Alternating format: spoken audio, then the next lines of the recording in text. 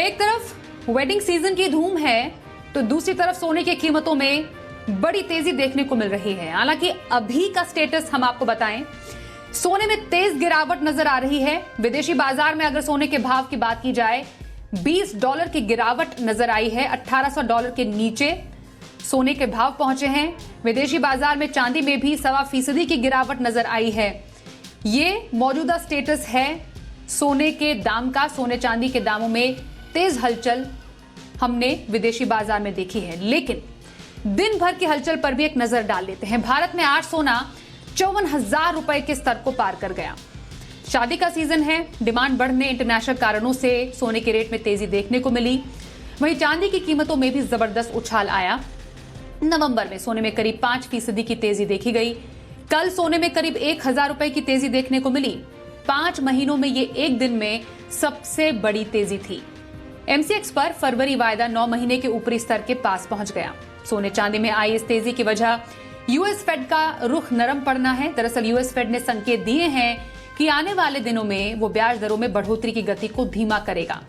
US Fed की इस commentary के चलते डॉलर इंडेक्स फिसला। डॉलर इंडेक्स 5 महीने के निचले स्तर के पास पहुंच गया।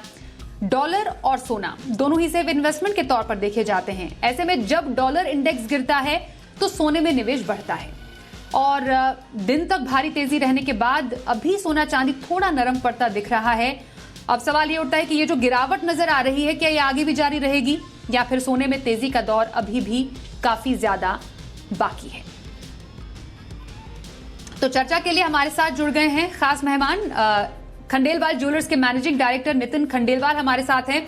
नितिन जी, बहुत स्वागत करते हैं आपका इंडिया 360 डिग्री में हमारे साथ इस चर्चा में शामिल होने के लिए। तो सोने चांदी की कीमतों में तो अच्छी खासी तेजी हमने पिछले कुछ समय में देखी। इनफैक्ट 9 महीने में सबसे महंगा सोना होता हुआ हमने देखा है। चांदी में भी काफी अच्छी चमक नजर आई है। पर अभी की जो खबर हम दिखा रहे हैं, विदेशी बाजार में गिरावट नजर आई है। सोने चांदी के दामों में थोड़ी नरमी जरूर आई है। फिलहाल सबसे पहले एक्सप्लेन कीजिए सर, ये गिरावट के कारण हो क्या सकते हैं इतनी तेजी के बाद? देखिए, अभी जो 7 बजे डाटा आया, नॉन फर्म पेरोल का डाटा, वो काफी अच्छा आया। 263 के जॉब ऐड हुए हैं। उसकी वजह से एक खाली टेम्पररी एक थोड़ा नीचे आया है। और जब ये वीकेंड होता है तब वीकेंड के अंदर लोग प्रॉफिट बुकिंग करते हैं, क्योंकि इस वीक के अंदर उनको लगभग $50 की रैली मिली है। और अगर आप पूरा देखे जाए तो 2 वीक में 3,000 रुपए इंडियन करेंसी के अंदर सोना बढ़ा है। तो ये वीकेंड की प्रॉफिट बुकिंग भी इसके अंदर है।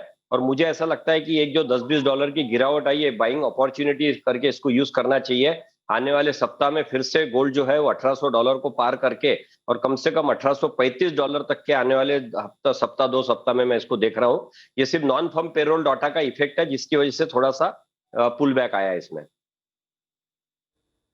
आप कह रहे हैं कि ये पुल बैक है, टेम्पररी नितिन जी हम इसको माने? मतलब क्योंकि यहां पर जब महंगाई की हम बात करते हैं, महंगाई बढ़ती है तो आपको लग रहा है कि सोने के दाम कुछ और कम हो सकते हैं, इम्पैक्ट हम देख पाएंगे सोने के दाम में आने वाले टाइम में, या आपको टेम्पररी लग रहा है जो अभी हम फिलहाल स्थिति देख रहे हैं? देखिए, आज तक की हिस्ट्री ऐसी है कि जब भी इन्फ्लेशन आता है तब उसको हेज अगेंस्ट इन्फ्लेशन गोल्ड ही यूज होता है। इस बार केवल थोड़ा गोल्ड इसलिए दबा था क्योंकि इस बार एग्रेसिवली इंटरेस्ट रेट फेड ने बढ़ाया था। अभी फेड का इंटरेस्ट रेट इस बार 50 बेसिस पॉइंट का अनुमान है, जो कि अभी तक के 3 बार उन्होंने 75 किया था। तो उसकी भी ये रिएक्शन है। और अगर इतना सब करने के बाद भी इन्फ्लेशन कंट्रोल में नहीं आ रहा है और जीडीपी भी कम हो रहा है, तो ये सारे every bad news is good for gold. तो मैं नहीं समझता कि कोई भी रीजन है अभी गोल्ड को नीचे जाने के लिए। ये सिर्फ मैंने जैसा बताया ना आपको कि ये फेड अभी जो आया था नॉन फर्म पेरोल, ये बहुत इफेक्टिव डाटा होता है और इसके इफेक्ट आए क्योंकि डाटा इकोनॉमी के लिए अच्छा आया है, लेकिन ये उसकी वजह से थोड़ा सा गोल्ड दबा है। लेकिन ये फिर से उभर के आएगा क्योंकि इन्फ्लेशन अभी भी कम नहीं हो रहा है। अपने घरेलू बाजार में आप दाम कहां तक जाते हुए देख रहे हैं, अगर हम सोने की बात करें नितिन जी? क्योंकि देखिए वेडिंग सीजन है और इसमें हम देखते हैं कि डिमांड काफी ज्यादा बढ़ेगी और 2 साल के बाद तो इस बार धूमधाम से और ज्यादा शादियां होने की पूरी उम्मीद है। हम देख भी रहे हैं कि काफी ज्यादा लोग सोने की खरीदारी करने के लिए भी एक्साइटेड हैं।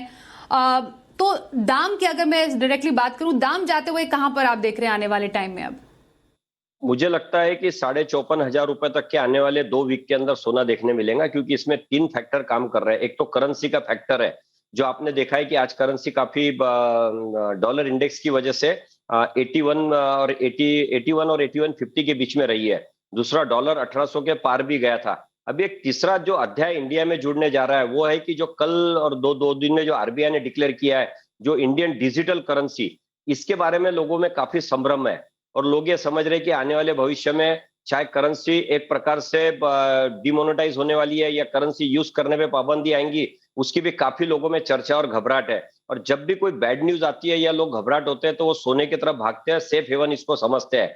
तो डिमांड भी अच्छी है, मैरिज सीजन भी है और डॉलर इंडेक्स के अंदर कमजोरी आ रही है। 104 के आसपास डॉलर इंडेक्स आ गया, नेक्स्ट सपोर्ट 103.6 का है डॉलर इंडेक्स में। अगर आने वाले वीक में डॉलर इंडेक्स 1.360 होता है, जो कि क्लियर दिख रहा है, तो ये सारी चीजों में गोल्ड के अंदर मजबूती आएंगी। और $1835 और प्लस 82 रुपीज अगर करेंसी देखते हैं तो कुल मिला के 54,500 से 55,000 में सोना जाते हुए दिख रहा है आने वाले समय में। चांदी में भी चमक अच्छी बढ़ी है। 7 महीने के ऊपरी स्तर पर हमने चांदी भी जाते हुए देखी। अगर देखें तो जो इंडस्ट्रियल डिमांड है वो चांदी में ज्यादा है, तो फिलहाल चांदी की आप आगे आने वाला टाइम में डिमांड कहां पर जाते हुए देख रहे हैं, दाम कहां तक जा सकते हैं? देखिए अभी 14 जनवरी को संक्रांत है और सबसे ज्यादा हाईएस्ट जो सेलिंग होती है वो संक्रांत के समय होती है सिल्वर की।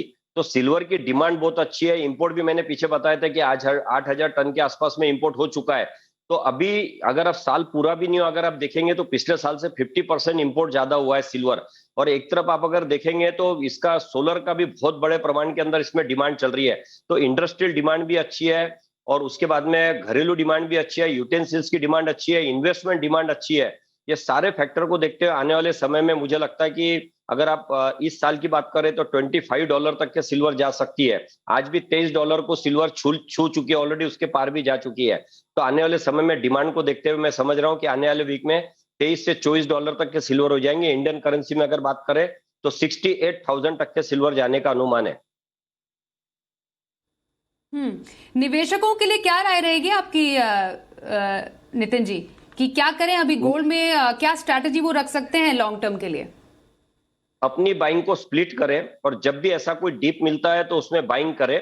पूरी बाइंग एक साथ ना करें और ये भी ना हो कि कोई बाइंग करी नहीं है। तो अपने बाइंग को 3 या 4 स्टेजेस में डिवाइड करके वो आने वाले समय में, या किसी के घर में मैरिज भी आने वाले जून जुलाई तक के मैरिजेस है, तो उन्होंने अपना गोल्ड के अंदर इन्वेस्टमेंट स्टार्ट कर देना चाहिए। क्योंकि मैं कई बार आपके टीवी के माध्यम पे कह चुका हूं कि जैसे इंटरेस्ट रेट का बढ़ना रुक जाएगा उसके बाद में गोल्ड बढ़ने लग जाएगा। जैसे इंटरेस्ट रेट का बढ़ेगा वैसा गोल्ड बढ़ने लग जाएगा और वो दिख भी रहा है। जैसे 50 बेसिस पॉइंट का आया, गोल्ड बढ़ना शुरू हो गया है। तो आने वाले समय में गोल्ड जो है वो $1,800 के पार तो चल ही रहा है, $1,900 तक के जा सकता है। तो बेस्ट अपॉर्चुनिटी बाइंग के लिए बनती है। बेस्ट अपॉर्चुनिटी बाइंग की गोल्ड में नजर आ रही है। और चांदी में सर कोई खास स्ट्रैटेजी आपकी ओर से रहेगी? चांदी में भी ये स्प्लिट करके बाइंग करना है, क्योंकि मैंने आपको जैसा कहा है कि महाराष्ट्र में तो खास करके बहुत ज्यादा चलन होता है अपने दामाद को सिल्वर के यूटेंसिल्स देने का। तो सबसे ज्यादा सेल जो है संक्रांत में होता है गोल्ड का और सिल्वर का। आने वाले 14 तारीख को संक्रांत है जनवरी में, और उसका मैन्युफैक्चरिंग डिमांड अभी से स्टार्ट हो गई है। रिटेल डिमांड इसकी जो है वो जनवरी के स्टार्ट से आएंगी, लेकिन मैन्युफैक्चरिंग डिमांड को चलते हुए मुझे लगता है कि आने वाले समय में $25 तक की चांदी जाएंगी, दी जाएगी। अब एक बात बताइए सर कि अब जो हमने एक पुल बैक देखा है अभी दामों में विदेशी बाजार में गोल्ड और सिल्वर में, किसी को शॉर्ट टर्म का व्यू लेना हो, कोई ट्रेडर है, तो उनके लिए आपकी राय अभी क्या रहेगी? जो एक थोड़ा सा हमने एक नरमी देखी है चांदी और सोने के दाम में।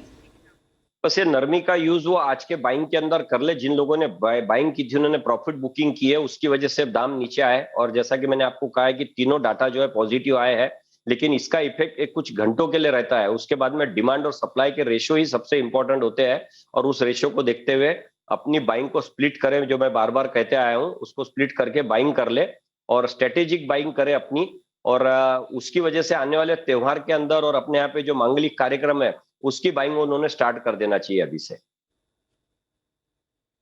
ओके, ये तो शादी का सीजन हुआ जो हम नितिन जी देख पा रहे हैं। अभी नवंबर से शुरू हुआ, दिसंबर है, फिर जनवरी, आप संक्रांत का भी आप जिक्र कर रहे हैं। आगे आने वाले और महीनों में कोई खास आपकी तरफ से व्यू रहेगा वहां तक का नजरिया रखा जा सकता है सोने या चांदी में? क्योंकि आगे जैसे अक्षय तृतीया हम अप्रैल में देखते हैं, उसके आगे भी कुछ एक बीच में थोड़ा लल पीरियड जरूर आता है, पर वहां तक की कोई स्ट्रैटेजी खास जो इंपैक्ट करेगी कुछ फैक्टर सोने चांदी के दामों को? देखिए $28 2023 में चांदी को दिखना ही दिखना है, और इसका जो $28 और उसके साथ अगर कॉम्बिनेशन रुपीस की करते हैं कि जो आज 90 रुपए के आसपास में जाने का अनुमान बताया जा रहा है, जिस हिसाब से इसका करंट अकाउंट डिफिसिट भी थोड़ा शुरू हो गया है, ये सारे फैक्टर्स को देखते हुए चांदी मुझे लगता है 72 से 73,000 तक के आने वाले 2023 के अंदर आपको देखने मिल जाएंगी। और आपने जैसा खुद जिक्र किया है कि अक्षय तृतीया है, उसके बाद में सारे त्योहार, उसके बाद में सब गुड़ी पाड़वा है, सारे सीजन एक के बाद एक सीजन है, मैरिज सीजन है, इन्वेस्टमेंट है, इंडस्ट्रियल डिमांड है, सब प्रकार की डिमांड अगर देखेंगे तो एक्सट्रीम लेवल पे चल रही है। इलेक्ट्रॉनिक्स डिमांड बहुत बड़े प्रमाण में चल रही है। ये सारों को देखते हुए $28 मुझे कोई बड़ी बात नहीं लगती है, और $28 को देख के 73,000 तक के जा सकती है सिल्वर। ओके, तो all in all Nitin ji, एक क्लोजिंग रिमार्क, आगे आने वाला टाइम गोल्ड और सिल्वर के लिए बाइंग अपॉर्चुनिटीज के लिए आपको बेस्ट लग रहा है सर? यस, ये गोल्ड सिल्वर के लिए बेस्ट अपॉर्चुनिटी है, और आने वाला समय सिर्फ गोल्ड सिल्वर का ही है। ओके, तो ये मैं आपसे जानना चाह रही थी, आने वाला समय सोने और चांदी का है। ये नितिन खंडेलवाल साहब हमारे साथ, जो खंडेलवाल ज्वेलर्स के मैनेजिंग डायरेक्टर है, उनसे हमने जाना। बहुत धन्यवाद करेंगे सर चर्चा में शामिल होने के लिए हमारे साथ। तो ये तो रही सोने और चांदी पर चर्चा, जिसके दाम हमने पिछले कुछ समय में बढ़ते हुए देखे। हालांकि थोड़ी नरमी विदेशी बाजार में जरूर देखने को मिल रही है, लेकिन एक टेम्पररी पुल बैक, जैसा कि नितिन जी ने बताया, आने वाले टाइम में बाइंग अपॉर्चुनिटी सोने और चांदी में आप बढ़ते हुए जरूर देखेंगे।